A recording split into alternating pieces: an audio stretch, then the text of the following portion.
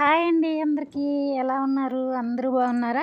ఈరోజు మన వీడియోలో సింపుల్గా మన ఇంట్లో ఉన్న ఐటమ్స్తో చేసుకునే టీ టైమ్ స్నాక్ రెసిపీతో అయితే మేము ముందుకు వచ్చేసాను ఫ్రెండ్స్. అది ఎలా చేయాలో చూడాలంటే వీడియో చివరి వరకు చూసేయండి. దానికోసం నేను స్టవ్ వెలిగించి ఇలా బాండీ పెట్టుకుని ఒక 2 గుప్పులు వేరుశనగ పప్పును అయితే వేసుకుని ఇలా ఫ్లేమ్ మీడియంలో పెట్టుకుని ఇలా ఫ్రై చేసుకుంటున్నానండి. చూసారు కదా, ఒక 5 నిమిషాలు ఫ్రై చేసుకున్న తర్వాత మనం స్టవ్ ఆఫ్ చేసుకుని ఈ పల్లీలన్నీ ఒక మిక్సీ జార్లోకి అయితే వేసుకుని పల్స్ మోడ్ ఇస్తూ కొంచెం బరకగా ఉండేలాగా మిక్సీ పట్టుకోవాలి ఫ్రెండ్స్. ఇదిగోండి, మనం చేసే రెసిపీకి ఈ పల్లీలు ఇలా బరకగా పట్టి యాడ్ చేసుకోవటం వల్ల అక్కడక్కడ పంటికి క్రిస్పీగా తగులుతూ చాలా బాగుంటుందండి. ఇదిగోండి, పలుకుగా ఉంది చూసారు కదా, ఇలా అనమాట. ఇలా మిక్సీ పట్టి ఇది పక్కన పెట్టుకోవాలి. తర్వాత ఒక గిన్నె తీసుకుని ఇందులో 1 కప్పు వరకు శనగపిండి అయితే యాడ్ చేసుకోవాలి ఫ్రెండ్స్. తర్వాత ఒక 1/2 కప్పు వరకు బొంబాయి రవ్వ అయితే ఇందులో యాడ్ చేసుకోవాలి. తర్వాత ఇందులో ఒక 1/2 టేబుల్ స్పూన్ వరకు సాల్ట్ అయితే యాడ్ చేసుకోవాలండి.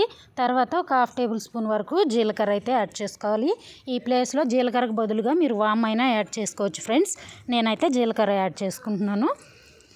చూసారా, ఇదిగోండి, నేను జీలకర్ర యాడ్ చేసుకున్నాను.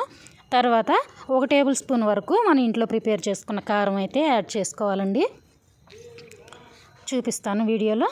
ఇదిగోండి, కారం యాడ్ చేసుకున్నాను. తర్వాత ఇందులోనే ఒక 1/2 టేబుల్ స్పూన్ వరకు పసుపు అయితే యాడ్ చేసుకున్నాను ఫ్రెండ్స్. తర్వాత ఒక 1/2 టేబుల్ స్పూన్ వరకు ఇంగువ అయితే యాడ్ చేసుకుంటున్నాను. మీకు ఇంగువ ఇష్టం లేనట్లయితే ఇంగువను స్కిప్ చేయొచ్చండి. నేనైతే వేస్తున్నాను, కొంచెం శనగపిండి కదా, అరుగుదల బాగుంటుందనేసి ఇంగువ అయితే యాడ్ చేసుకుంటున్నాను అనమాట.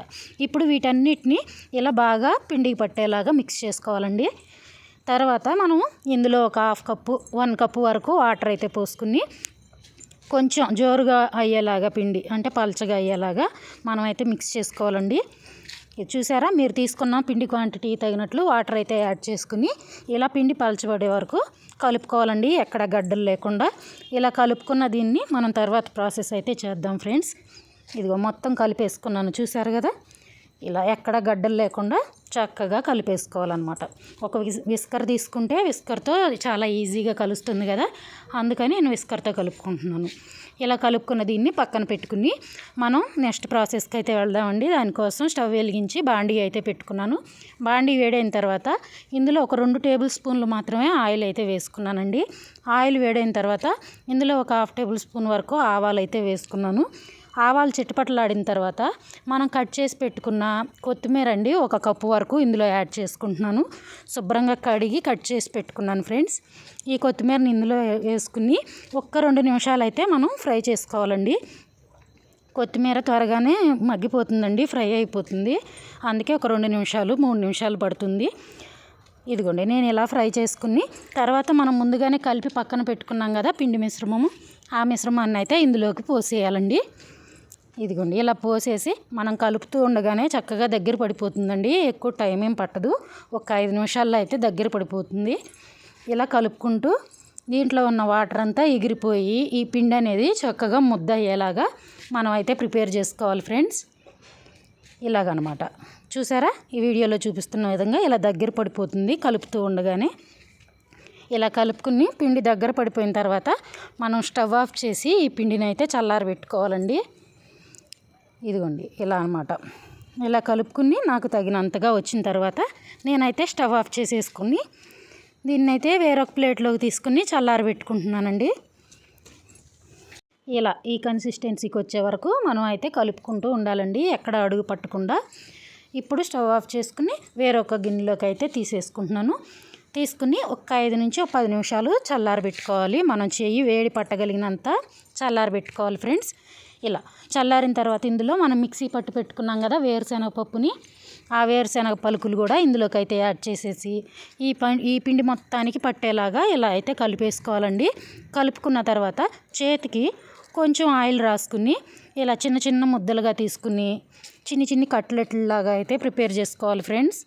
ఇదిగో చూసారా, ఇలా చిన్న బాల్స్ తీసుకుని ఒక నిమ్మకాయ సైజ్ అంత బాల్ తీసుకుని ఇలా చేతిలో పెట్టుకుని మనం ప్రెస్ చేస్తే చిన్న కట్లెట్ లాగా అయిపోతుందండి. ఇలా అన్నీ ప్రిపేర్ చేసి పక్కన అయితే పెట్టుకోవాలి ఫ్రెండ్స్. ఇది ఒక షేప్ అండి, నేను ఇంకొక షేప్ కూడా చూపిస్తాను. ఇలాగే నిమ్మకాయ సైజ్ అంత పిండిని తీసుకుని చిన్న బాల్ లాగా రోల్ చేసుకుని అరచేతిలో పెట్టుకుని ఒత్తితే అది ఇంకొక షేప్ వస్తుందండి. ఇంకొక షేప్ కట్లెట్ లాగా ఉంటుంది, చిన్నగా బాగుంటాయి. ఇలాగనమాట. ఇదిగో చూసారా, ఇలాగే మిగతావన్నీ కూడా నేను ప్రిపేర్ చేసి తీసుకుని చూపిస్తాను ఫ్రెండ్స్ మీకు. ఇలా మనం తీసుకున్న ఈ వేరుశనగ పలుకులు విడివిడిగా ఊడిపోకుండా ఈ బాల్స్ అనేవి కొంచెం నిదానంగా స్మూత్గా చుట్టుకోవాలండి, లేదంటే అవన్నీ విడిపోయి కింద పడిపోతూ ఉంటాయి. చూసారా, మనం వేసిన రవ్వ వల్ల చక్కగా పిండి అనేది క్రిస్పీగా బాగుంటుందండి.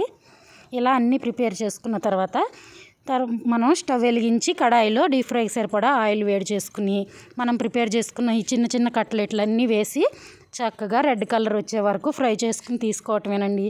చాలా టేస్టీగా సింపుల్గా అయిపోయే శనగపిండితో తయారు చేసిన కట్లెట్లు అయితే రెడీ అయిపోయినట్లే ఫ్రెండ్స్. ఎలా అనిపించింది మన వీడియో? నచ్చిందా మీకు? నచ్చితే ఒక లైక్ చేయండి. అలాగే కొత్త వాళ్ళు అయితే మన ఛానల్ సబ్స్క్రైబ్ చేసుకుని నాకు సపోర్ట్ చేయండి అబ్బా. ఎంతో కొంత సపోర్ట్ మీ నుంచి నాకు దొరికితేనే కదా ఇలాంటి మంచి మంచి వీడియోస్ మీ ముందుకు తీసుకురావాలన్న ఉత్సాహం నాలో కూడా ఉంటుంది. ఇదిగోండి, ఈ కట్లెట్లతో పాటు నేను ఒక 4 పచ్చిమిర్చిని కూడా ఇదే ఆయిల్లో వేసి ఫ్రై చేసి తీసుకున్నానండి. వేడిగా టమాటో కెచప్తో అయితే సర్వ్ చేసేసాను ఫ్రెండ్స్. పిల్లలకి ఈవినింగ్ టైం స్నాక్గా చాలా టేస్టీగా, చాలా హెల్తీగా మన ఇంట్లో మన చేతులతో చేసుకున్న కట్లెట్ల రెసిపీ అయితే రెడీ అయిపోయిందండి. నేనైతే టేస్ట్ చేసేసాను, అది కూడా మిర్చితో. చాలా బాగుంది. మీరు కూడా ట్రై చేసి ఎలా వచ్చిందో నాకు కామెంట్ చేసి చెప్పడం మర్చిపోవద్దు ఫ్రెండ్స్.